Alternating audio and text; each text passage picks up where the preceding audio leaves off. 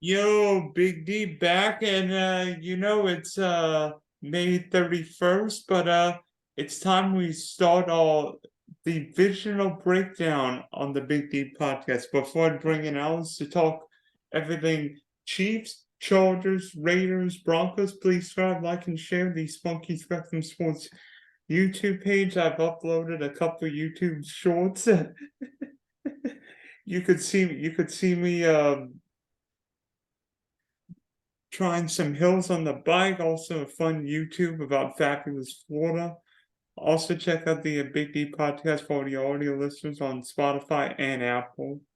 So joining us to talk AFC West, Alex. So Alex, I can't believe we're doing our divisional breakdown now. I know, man. It's crazy. It's first off, it's great to be here. It's great to be back on the show as always. But I mean, I first off, I also I guess second off now, I really got to shout out the T-shirt Dylan. My Miami Heat, they sure made it difficult in that Eastern Conference Finals. But at the end of the day, all that matters is getting that fourth win, and they were able to get it done. So I'm happy to see you representing. I've got my Miami boys, wrong sport, but we're talking football. So no, I'm pumped. I got to get through the finals, the NBA finals, before I can super dive into the NFL. But I figured I could spare a couple weeks here and start really working up this divisional breakdown with you. Dang it! I should have worn a Florida Panther shirt then. Yeah, I mean it's a great start to the year for South Florida sports. Obviously, Florida in general really showed up in the NCAA tournament. Now we got two 8 seeds in the NHL and the NBA making it to the finals. So you know what that means. The Miami Dolphins are next. Not until they run into the Jacksonville Jaguars, of course. Right, in the AFC Championship game. All right, so speaking of AFC Championship game, one team that has hosted the AFC Championship game, what is it? 5 straight years. 5 straight years. The Kansas City Chiefs. I hear the Chiefs are okay. They've got that Mahomes boy, Travis Kelce, Andrew Reid. You might have heard of them, right? Yeah, you've heard a thing or two about the Chiefs over the last couple of years. I mean, there's not honestly. I think there's not much to say about the Kansas City Chiefs. There was obviously the question marks last offseason, shipping Tyreek Hill down to Miami, and would Patrick Mahomes look like the same Patrick Mahomes we've seen without Tyreek Hill? I think him and Travis Kelce have pretty much proved to everyone that watches football at least that they can still come, they can still ball. Andy Reid he's still doing his thing up there. So the Chiefs, I think, have one of the fewest question marks in the NFL. I think as far as things I like about the team, I mean, I've pretty much just said it. I mean, you got Andy Reid leading the way, you got Patrick Mahomes, you got Travis Kelce, you got Isaiah Pacheco. You've got some real talent in Kansas City, and it doesn't look like they're going away anytime soon.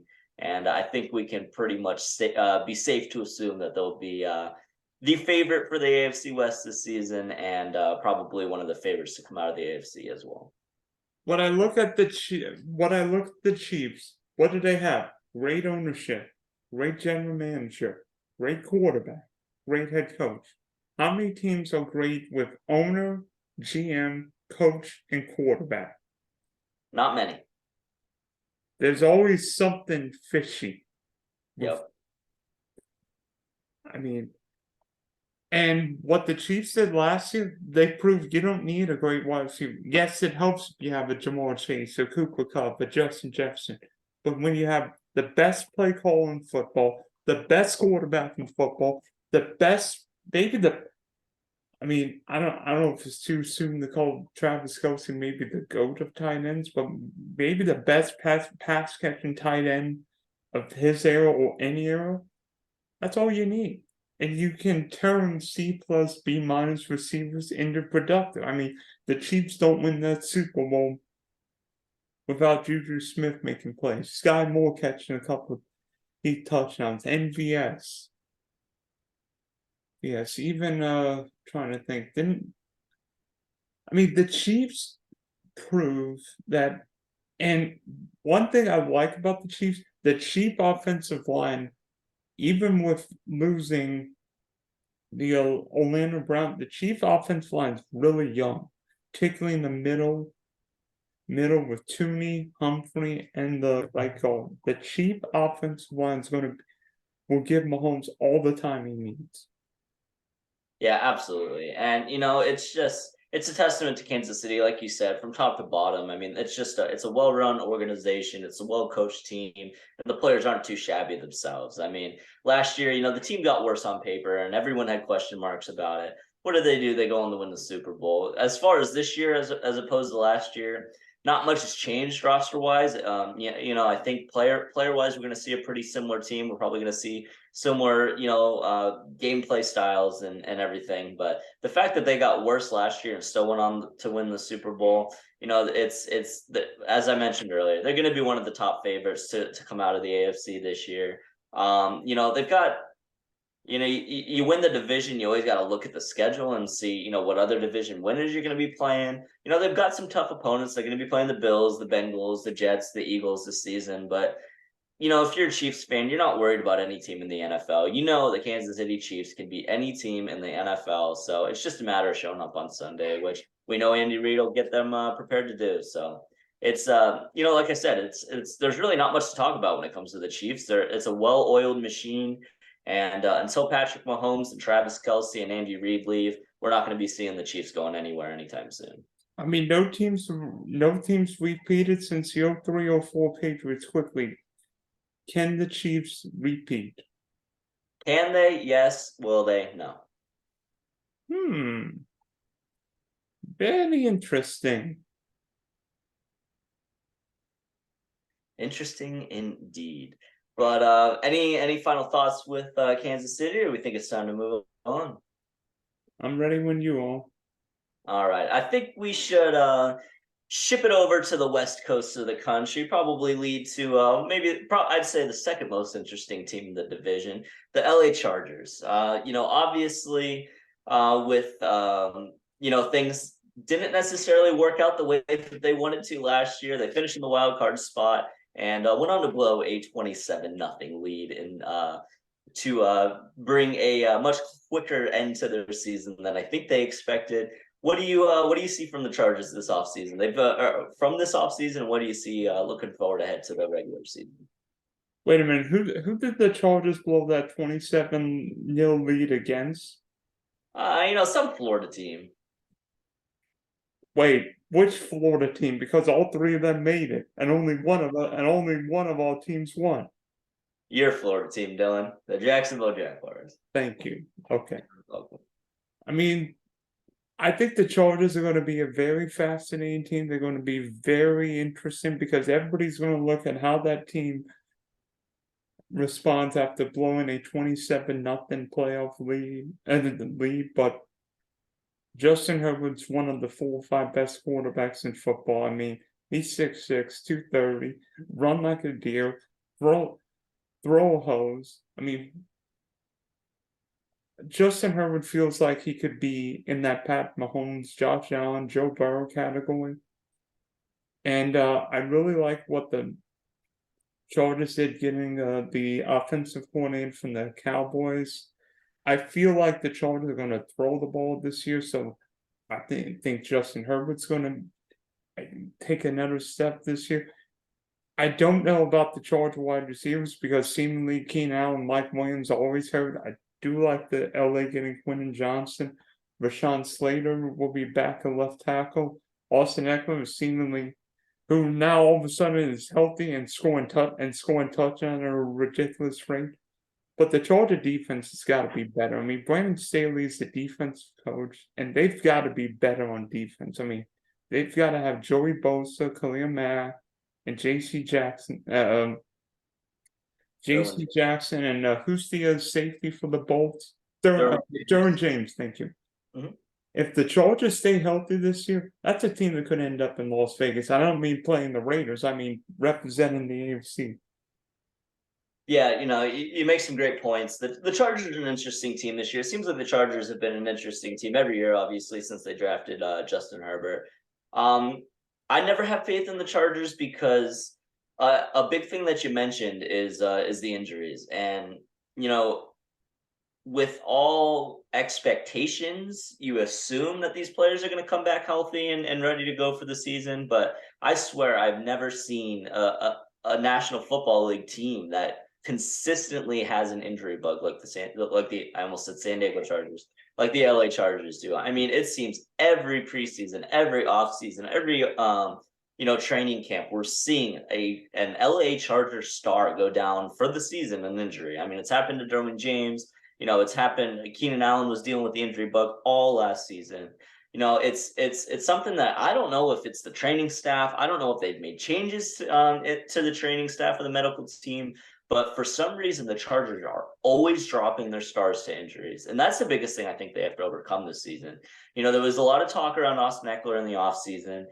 He originally requested a trade. It was looking like the Chargers were going to move on from him. Which I think would have been a big mistake because he's one of the most dynamic running backs in the National Football League, obviously with his pass catching ability and just his ability to make guys miss. So I think keeping him and at least holding on to him for a season is going to be huge for them. Justin Herbert, he's a great quarterback, but he's got to have his receivers healthy and he's got to have that option out of the backfield to be able to dump it off when he has pressure and if his receivers aren't able to get open.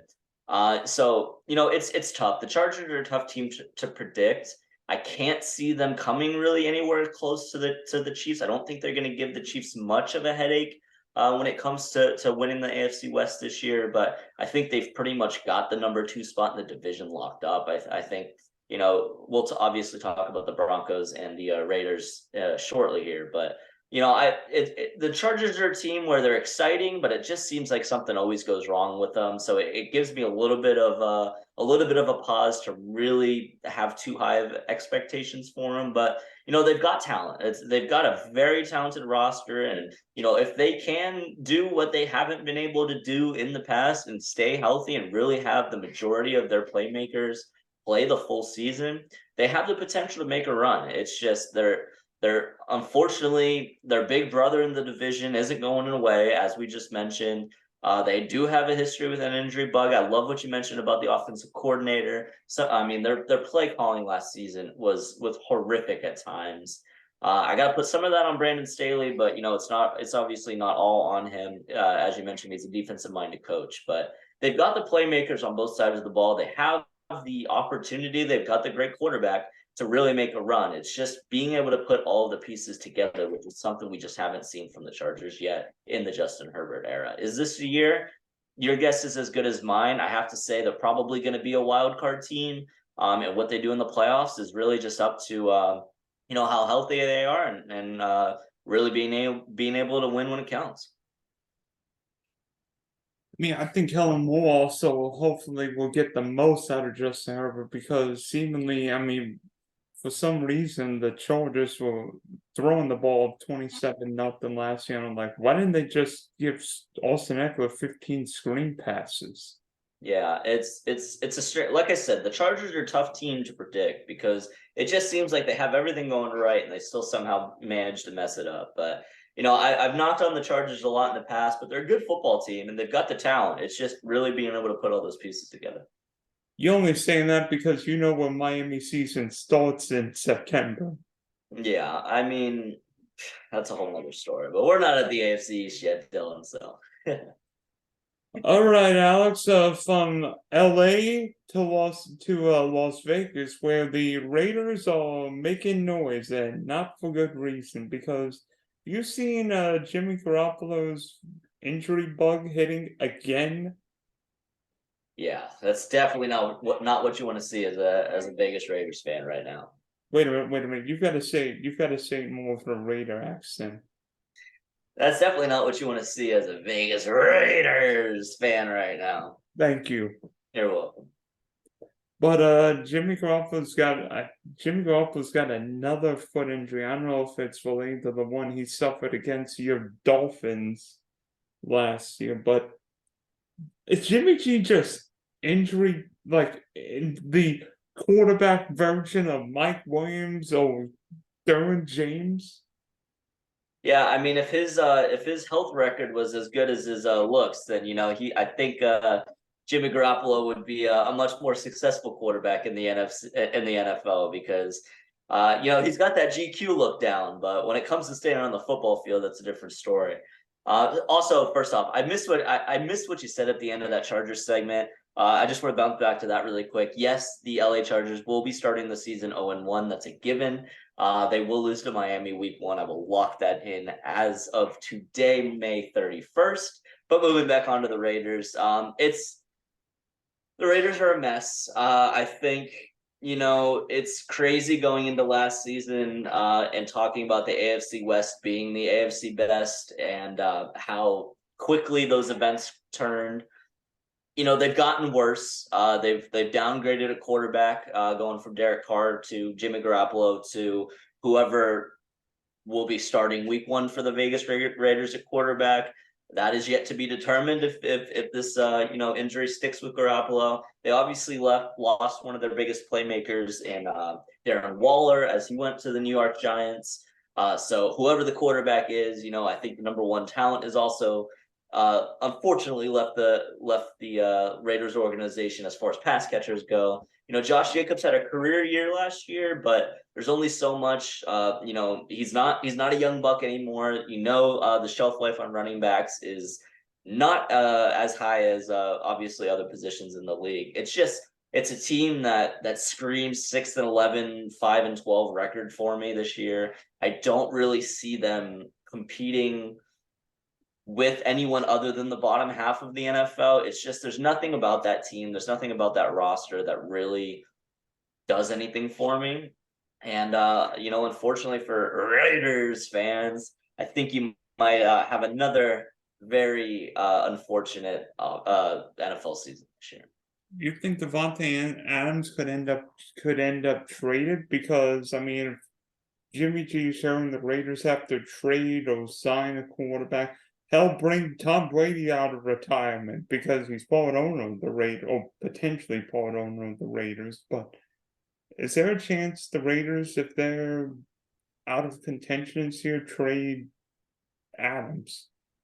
I think there's a chance that Devontae Adams takes a look in the mirror, takes a look around his locker room and says, I'm not playing for this team anymore. And whether Devontae Adams is traded by the owner's choice or by the owner being kind of strong-armed by Devontae Adams.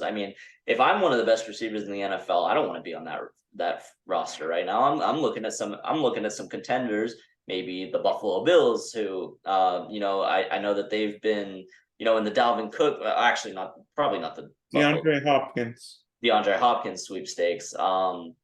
It's I don't see why it definitely looks like a possibility to me. Trades in the NFL are always tough, especially in the middle of the season.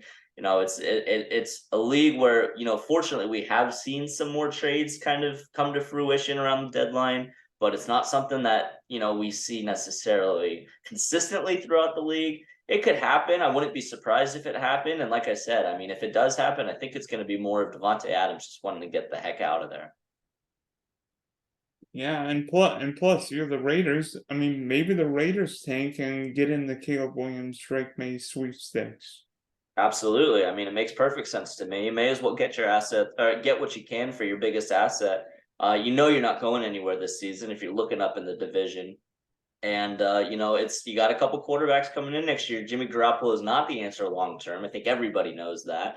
I think he might be a Band-Aid on the hole that Derek Carr has left in the quarterback room in Vegas. It's a franchise that I think a rebuild is probably something that would benefit them. They obviously have the stadium. You don't necessarily want to be rebuilding when you created this atmosphere and this kind of destination stadium. Obviously, they got a Super Bowl coming in as well, but it's just there's nothing about the team that really stands out to me other than Josh Jacobs and Devontae Adams. And I think Max Crosby. What was that? Max Crosby? Yeah, you're right. I did forget Max Crosby there, but still, either way, it's not enough talent across the board for them to be contending. You may as well get what you can for your assets while they're still worth something. I'm surprised they didn't move on from Josh Jacobs this offseason, but he's going to be running the rock for him unless something changes before before preseason, and it's not like I said, it's not a team that inspires me. I think it's a team that screams 5-12 records. Some of the players, they've got some talent on the roster that'll squeeze a couple wins out of there. They're not going to be, fighting for the number 1 draft pick, I don't think, but they're definitely not going to be contender for the playoffs. Yeah, I think the Raiders are going to be in the cell in the AFC West. Yeah, I mean, there's one team we haven't quite talked about yet who I think might be battling with them for that title, but we'll get into that in a second.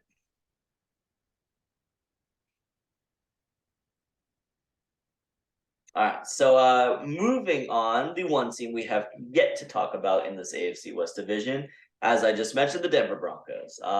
Big change, notably the biggest change of the offseason for them was bringing in a replacement at the head coach position. Thank goodness Thank goodness isn't coaching that team anymore. I know Nathaniel Hackett has been. There has been many an episode throughout last season of you just dogging Nathaniel Hackett. So I know you're happy to see him moved on, and it's tough to replace him with a better coach than Sean Payton. He's obviously got the track record. Obviously, with the success with Drew Brees over in New Orleans, I took a step away from the game for a little bit, and he's returning with the Denver Broncos. There's some talent on the team, but Dylan, I mean, what do you see? What do you think Sean Payton's roster can bring in this season? I've got one question for you. What Russell Wilson are we going to see? Because if we get the Russell Wilson from 2012 to 2021, the Denver Broncos could be a playoff team. If we get last year's Russell Wilson, he won't be the quarterback in the Denver Broncos next year. Yeah, I think you're 100% right. I mean, it really comes down to him. We obviously did not see the Russell Wilson that we were used to seeing or that we expected to see last season. And I mean, that's really the name of the game when it comes to the Broncos. I think, the upgrade at coaching is a huge factor, and it can go, a certain level, but coaches aren't playing the games at the end of the day. And your quarterback is the guy who's really affecting the game more than anyone else. And it's like you mentioned. I mean, it really comes down to which version of Russell Wilson we see. I've always been a fan of Russell Wilson. I'd like to see him do well, but is he at the point in his career where he's past it? I mean, there's only one way to find out, and that's watching these 17 games this season. Yeah, and I mean, I think what Sean Payton will do is make it a more disciplined team, because we saw the Broncos team make so many mistakes, not having returners, screw up special teams, screw up field goals. Sean Payton's not going to take any of that crap. He's not going to let Russell Wilson run the team.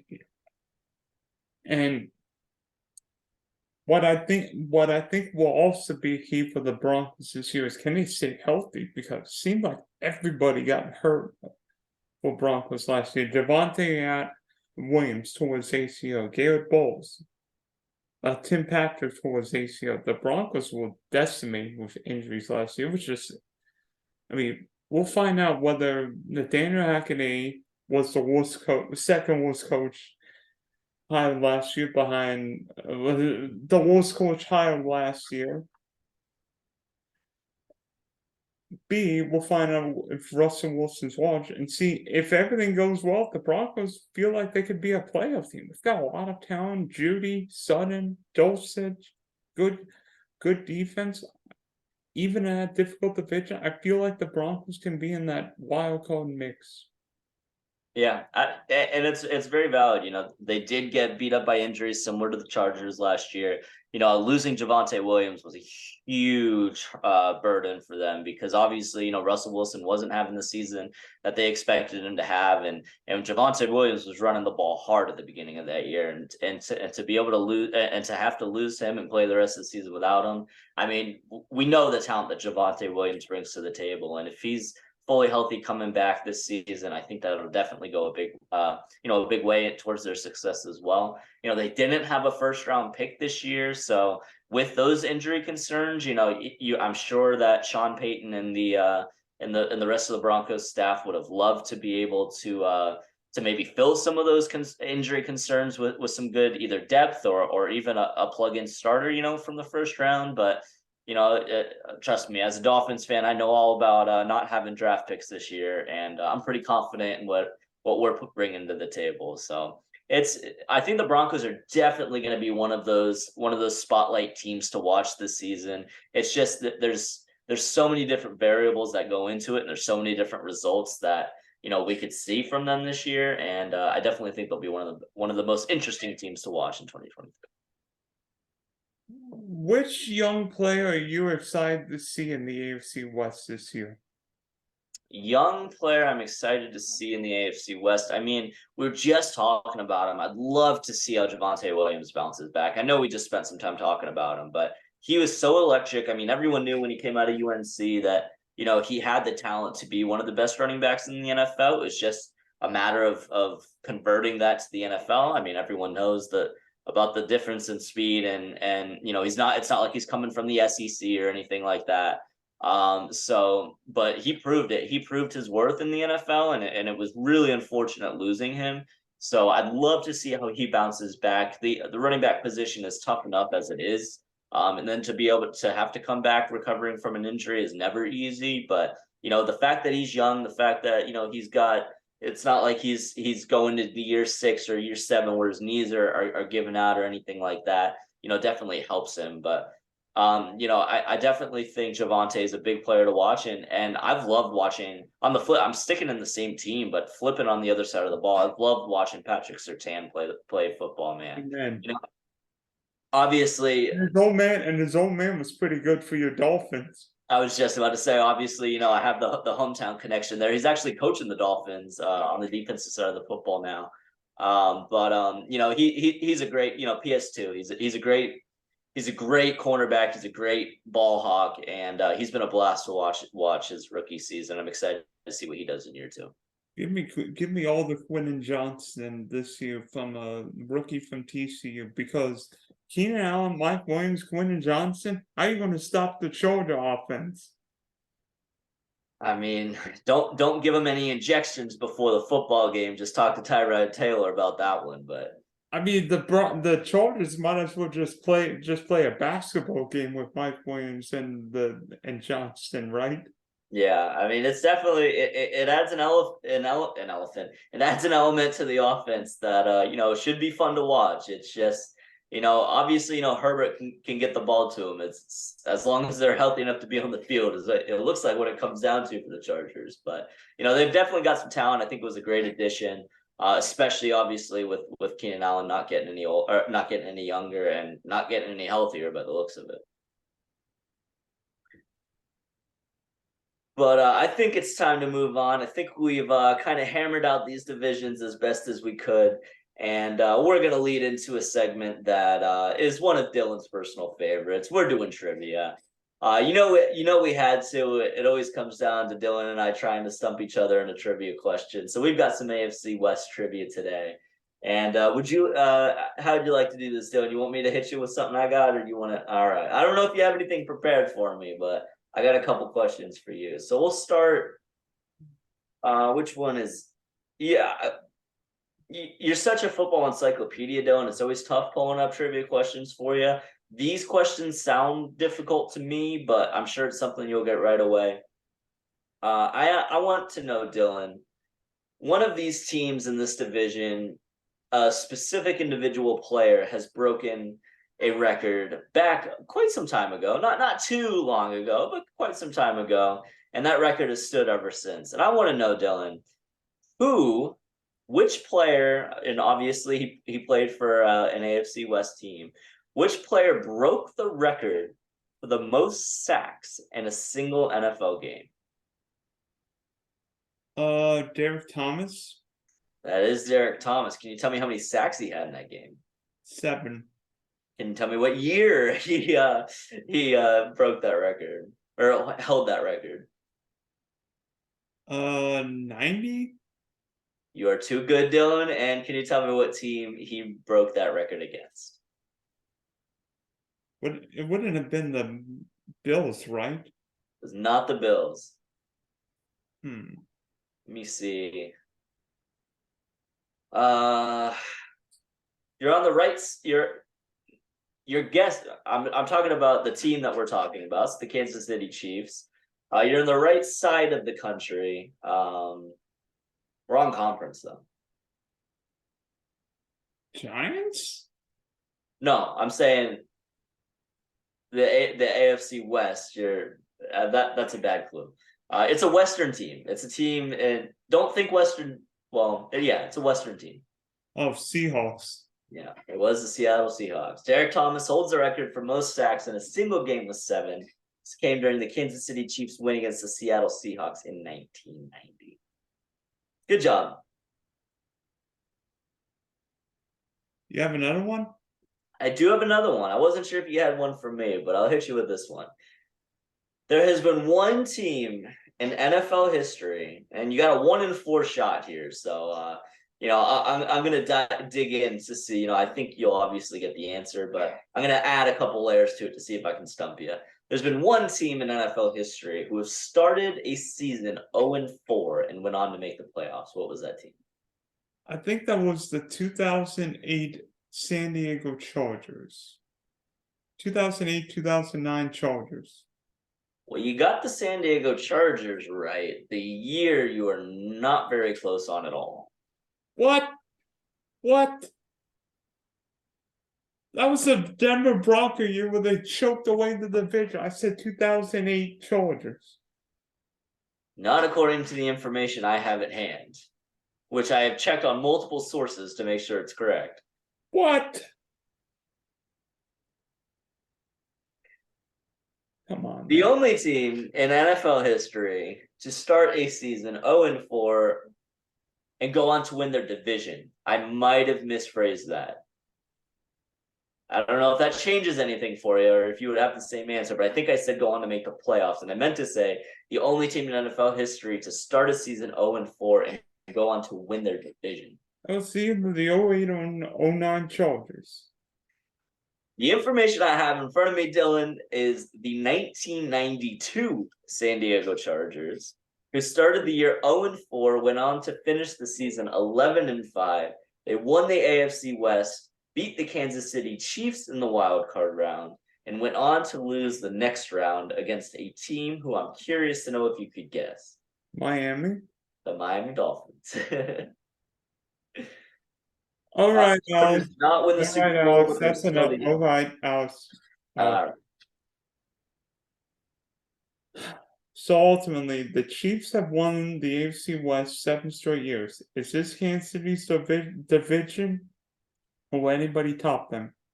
No one's stopping the Chiefs this year. They're going to win the division. I did say at the beginning of the episode, I do not see them winning the Super Bowl this year.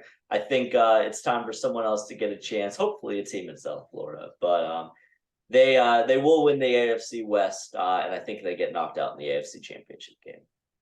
Andy Reid, Pat Mahomes, Travis Kelce, give me Chiefs Kingdom. All right. Perfect. Well, all right. So, Alex, thank you for discussing all things AFC West for me. We will have more divisional breakdowns as we head into June, July, and summer rolling. You can almost hear the rain hitting my window. Exactly. We're 1 down, 7 to go. You know what it is, baby. Fins up. Let's go Heat.